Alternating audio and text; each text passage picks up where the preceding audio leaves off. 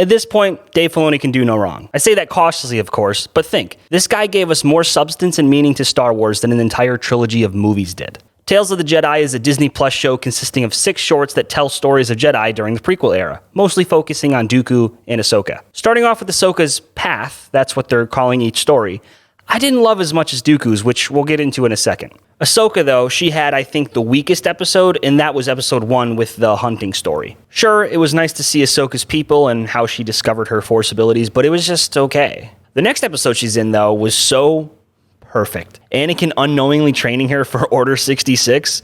I have no other words than perfect. It aligned with Anakin's character because he wants all his loved ones to be safe, and it explains how Ahsoka could have survived Order 66. And then capping off her path with the finale was just amazing to see. Her coming out of retirement and killing that one Inquisitor with little to no effort really shows you the training and discipline she has, as we saw from the last episode. And ironically, one thing I'll praise the Obi-Wan series for is that we see a little bit of a parallel between Vader and Ahsoka, with each of them outclassing their opponent and taking them down super easily. Perfect ending to an already great series. My only question, though, is who is that Inquisitor? Because they don't show his face, and apparently he knew Ahsoka from before Order 66, back at the Jedi Temple maybe. So now I'm wondering if he'll come back in something or not, if he's important to this, or is he just a really cool looking Inquisitor. But that wasn't the only path being told in the series. We get a major deep dive and understanding into Dooku. First, we see him almost lose control on a corrupt senator after he wants to shoot down a bunch of desperate villagers, which I think was great to include because it gives a better understanding on the whole heroes on both sides thing. We see Dooku almost lose control and Qui-Gon steps in to stop it, showing that he's Dooku's tie to the light side.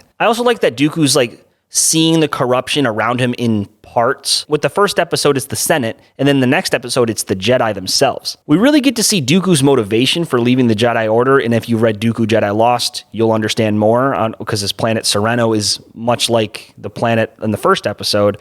He's becoming one of my favorite characters, honestly. Then in this last episode, we really see him take a step into the dark side when he kills Yaddle. And I love how they preface this with Qui-Gon and Dooku at the start talking about the Sith Lord that Qui-Gon encountered, so this takes place in the middle of Phantom Menace and after Phantom Menace. And then after the intro, we see Dooku at the tree thinking about Qui-Gon and how the light has kind of gone from his point of view. And then obviously the main event at the end when Dooku finally turns to the dark side and kills Yaddle. Beautiful storytelling. I absolutely love this episode. I think it's my favorite of the season. So much character development in just roughly 45 minutes on each side.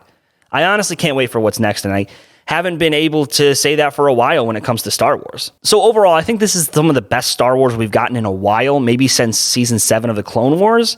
It deep dives into 2 characters that, sure, I already liked, but they fleshed out so much that I couldn't imagine we get this much substance out of Star Wars now. So 9.5 out of 10, this is definitely worth your time. Okay, if you like this video, like and subscribe, and also be sure to click this video right here for our thoughts on Halloween Ends.